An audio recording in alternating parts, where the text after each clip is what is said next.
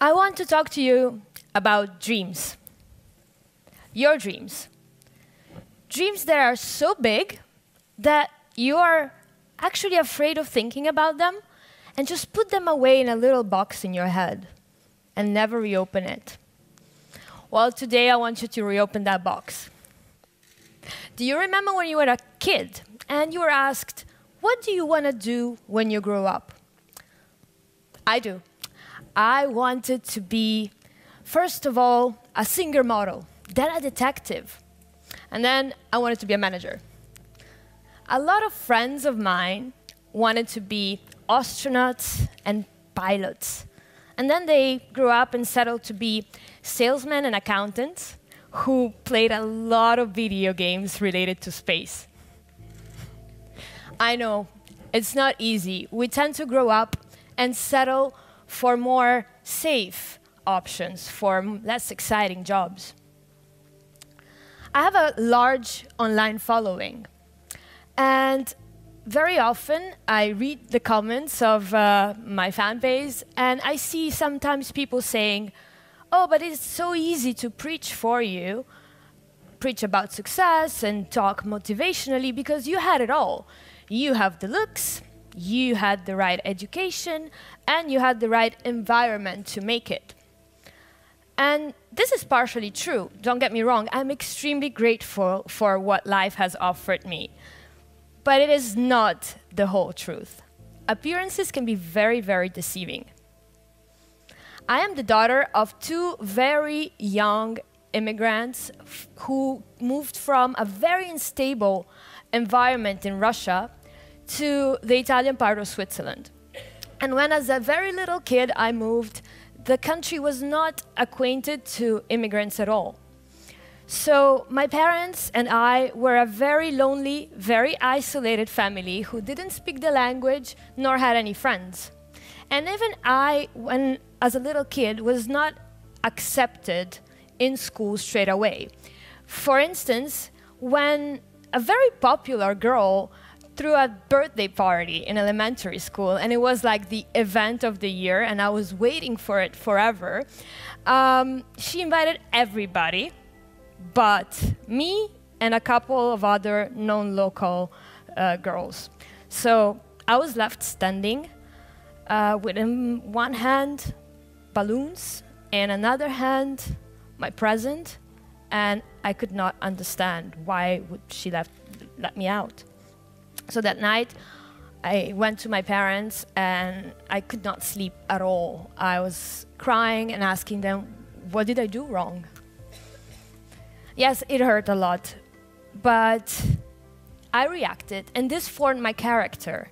So quite quickly, I actually became one of the best students in school. And even for my parents, on the flip side, by not having a community that would speak their language or that would share their mentality and their traditions, forced them to integrate way quicker into the new community, into the new society. And for me, to grow up in very close to the Italian culture and to feel fully at home in it. So then years went by. As a teenager, my parents separated, and money became extremely tight. So I had to figure out a way, because I wanted to study, so I had to figure out a way to finance my studies. And so I did. I worked. I started to work as a model very early. Then I became a TV presenter in my country. And parallel to that, I studied. I graduated. I tried my way into finance. And quite quickly, I realized that I wanted to be my own boss. So I fell in love with the possibilities of self-determination that today's internet offers you. And I became my own boss by being what they now call a digital influencer in the fashion sphere. Through trial and error, I developed my own recipe to never give up on my dreams and to always aim higher. And by no means I am a life coach or an expert in this field, but I think this has worked magic on me, and I feel extremely obliged to share this with you. So here are my little tricks. So number 1, it's imagination. Draw your vision. Do you want a bigger house? Or you want a loving girlfriend? Or maybe you want to discover a new miraculous medicine? Do you want to travel the world and start a new business? It doesn't matter. Write it down by hand and draw it too. Even if you're not good at it, just draw it. It has been proven numerous times that our brain perceives and records images and pictures much better than words. And not only that, but if you can look at that image that you drew enough times and can imagine yourself living that reality that you created on a piece of paper, your brain will start believing that it's real. And one way or another, automatically, it will figure out the right steps to help you achieve your dream. I once found some scribbles and some drawings I made on a piece of paper years ago, and I was so surprised to figure out that actually I was describing exactly the life I'm living right now. So number 2, your identity is not fixed. Thanks to the internet, I actually realized that I can recreate freely my own identity and myself, and so can you.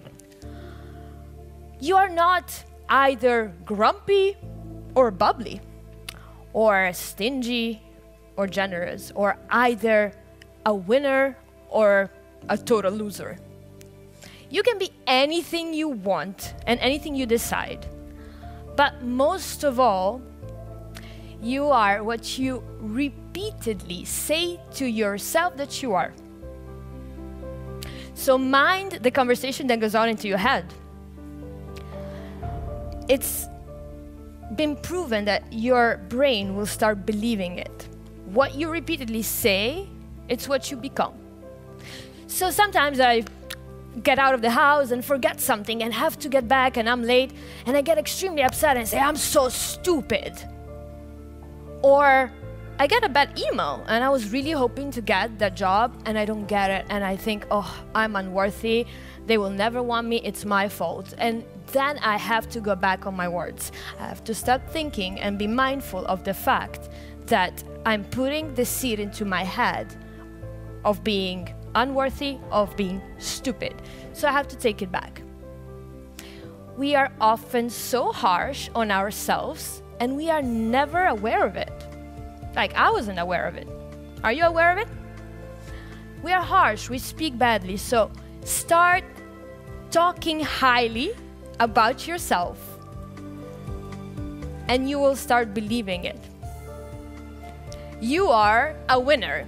You are a beautiful, intelligent, amazing person who is absolutely worthy of love and to get whatever you set yourself to get.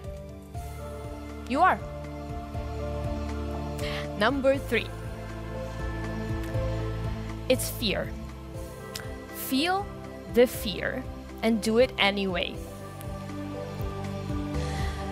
Yes, because I get scared and it's normal to have doubts and to be unsure and you have to accept it, but do not believe it. Do not believe everything you think. He doesn't text me back. Oh, it means he doesn't love me. Or my product doesn't sell in 3 months. It means my product will never sell ever again. It's very important to go through fear. When I started my web magazine 2 years ago, I thought, I'm scared. The competition is very high. It's oversaturated, but I didn't listen to my fears. I didn't let fear freeze me. I decided to go through it. And how did I do it? Number 4. I used the fear as fuel. Do you think that giving a TEDx speech is not extremely terrifying? I actually thought I'm going to run away. Then I thought, I'm going to fake that I'm ill in bed and not perform and just call and say, I'm sorry, I can't. I actually thought about it, honestly. But then I decided to take the leap and to use the fear as fuel, which this feeling of uneasiness, this feeling of frustration, I put it into productivity.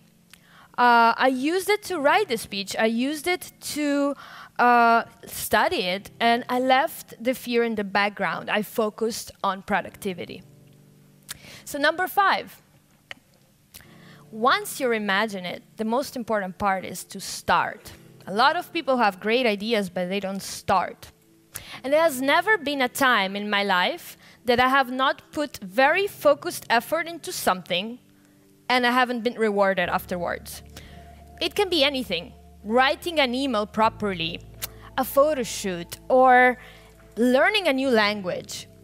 Even when I was doing it without knowing why, eventually I got rewarded. So it's never too late. Just start and take action. And number 6, do not let them bring you down.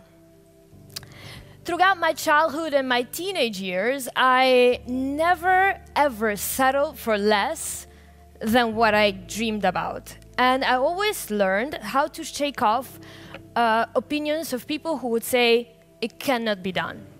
It actually really upset me. I was like, why? Why would you say it cannot be done? And then I learned, people who tell you, you can't do this, I don't believe in you, I don't believe in your dream or your idea, it's too big, it's too much for you, settle for less, are talking out of their own fixed identity and out of their own fears, and it has very, very little to do with you. Beethoven was told by his teacher to be hopeless. Oprah was said to be extremely unfit for television news. Me too. I was a small-town girl with a big dream, and now I get to travel the world to speak to an audience like this and to live the job of my dreams. And number 7. Number 7 is to commit to your dream. Life will test you and expect for it to test you. But always remind yourself why you started.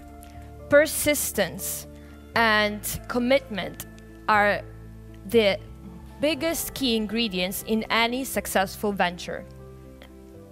So whether it's just publishing a picture on a social network, or writing an article on my web magazine, or shooting a video for a brand I work with, I always put full commitment and 100% of my effort to do the best I can.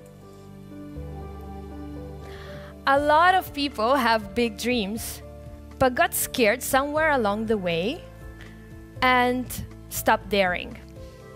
And then what happens? They become part of someone else's vision and of someone else's dream. And they create for themselves this fixed identity of, oh, I'm just a little man. Oh, I'm just a normal woman. Oh, I cannot do it. I'm just nobody. Your identity is not fixed.